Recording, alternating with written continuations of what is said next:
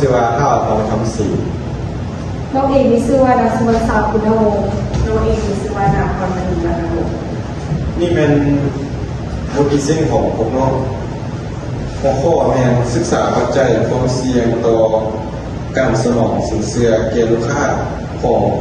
ธนาคารการค้าต่างประเทศลาวมหาชนสาขาคำนวณ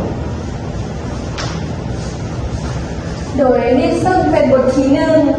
ข้อที่หนึ่งจะเป็นเนื้อในความสำคัญของปัญหาธนาคารการค้าเป็นหนึ่งในธนาคารธุรกิจรัฐที่มีการบริการหลายรูปแบบและเป็นตัวแทนให้กับรัฐบาลสร้างความเข้มแข็งด้านการเงินซุ่มไส้ซุ่มยุขยายสินเชื่อแล้วธนาคารการค้าต่างประเทศลาวมหาชนก็เป็นหนึ่งธนาคารธุรกิจที่ธนาคารการค้าต่างประเทศลาวมหาชนต้องประเสริญหน้าให้การบริการด้านหลายรูปแบบและเป็นตัวแทนให้แก่รัฐบาลเพื่อสร้างความเข้มแข็งทางด้านการเงินเสริมสร้างผลิตภัณฑ์ให้ออกแบบมีหลายรูปแบบเพื่อรับใช้สังคมสุ่มใส่สุยุส่งเสริมการขยายตัวของสินเชื่อเป็นต้นแม่การลดความเสี่ยงที่อาจจะเกิดขึ้นต่อการสนองสินเชื่อในธุรกิจขนาดใหญ่ขนาดกลางและขนาดน้อยที่ให้มีประสิทธิภาพ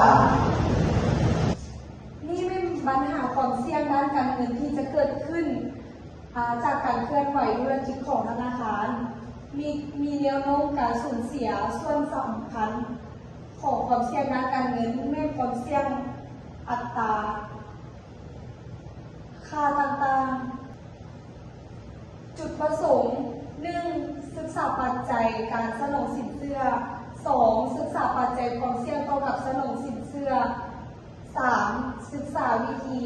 การป้องกันความเสี่ยงในการสนองสินเชื่อนี่แม่นขอบเขตการศึกษาขอบเขตด้านเนื้อใน 1. ศึกษาเกี่ยวกับการสนองสินเชื่อ 2. ปัจจัยความเสี่ยงด้านสนองสินเชื่อ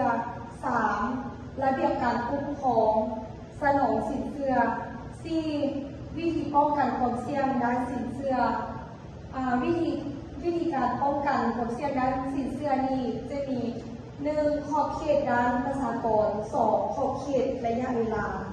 บทที่2ทฤษฎีและวรรณกรรมที่เกี่ยวข้อง 1. ทฤษฎีของทางอาดัมสมิธซึ่งจะได้เราเกี่ยวกับการให้กู้ยืมของธนาคารธุรกิจ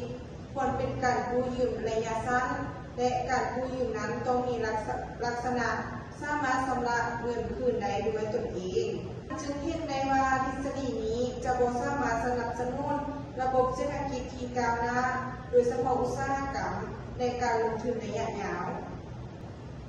ทฤษฎีที่2แม่นทฤษฎีคาดคะเนรายได้ในอนาคต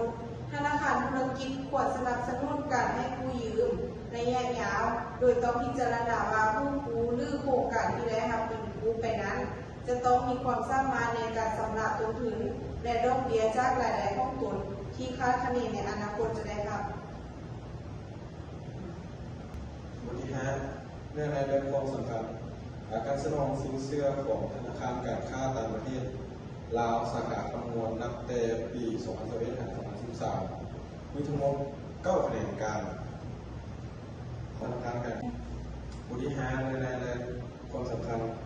การสนองสินเชื่อของธนาคารการค้าต่างประเทศลาวมหาชนสาขาคำนวณนับแต่ปี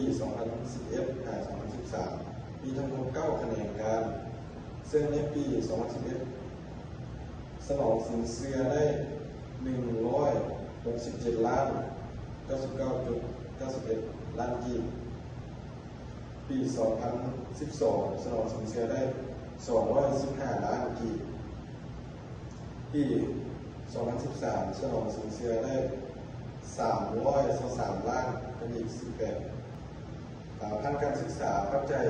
ความเสี่ยงต่อการสนองสินเชื่อแก่ลูกค้าของธนาคารการค้าต่างประเทศลาวมหาชนสาขาคำนวณกรณีศึกษาตัวแทนจำหน่ายบริษัทเดียลาว